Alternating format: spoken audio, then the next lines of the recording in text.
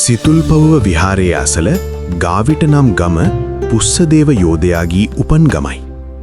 එක් දවසක ගමේ විහාරයට පූජා කර තිබූ හක්ගෙඩියක් දුටු පුස්සදේව එය රැගෙන පිබින්ට පටන් ගත්තා.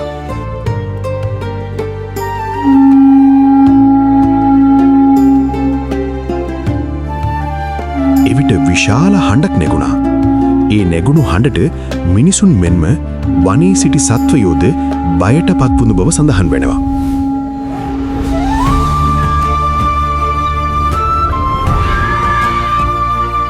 පුස්සදේවගේ වංශය බොහෝ කාලයක් තිස්සේ දුනු ශිල්පීන් ලෙස පැවතෙන අතර පුස්සදේවගේ පියා ඔහුට මේ ශිල්පය හොඳින් පුරුදු කළ බව සඳහන් වෙනවා.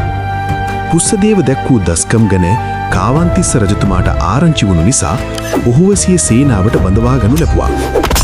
ගැමුණු කුමරුගේ ඉතාමත් විශ්වාසවන්තම යෝධියෙකු වූ ඔහු නිරන්තරයෙන් රජුගේ ආරක්ෂාව සඳහා එතුමා අසලින්ම සිටි බව සඳහන් වෙනවා.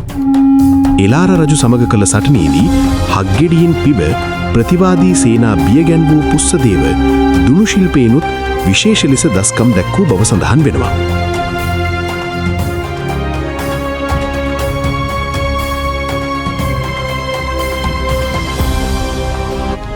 එලාර රජු මරා දැමීමෙන් පසු ඔහුගේ බෑනා කෙනෙකු වන දුනු ශිල්පයට ප්‍රකට බල්ලුක ලංකාවට ගොඩ බැස කුලී සේනාවක් සමග ගැමුණු රජු හා සටනට ආ බව සඳහන් වෙනවා.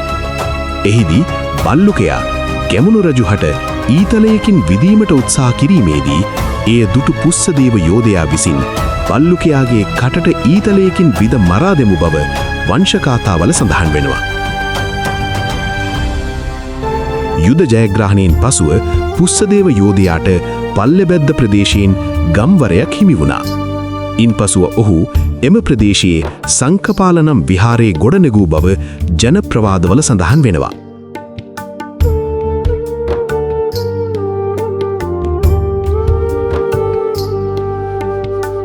පසුකාලීනව පුස්සදේව පැවිදි දිවියට එළඹී අතර පුස්සදේව හිමියන් පසු කලක විදසුන් වඩා රහත් වූ බවද ඓතිහාසික තොරතුරුවල සඳහන් වෙනවා.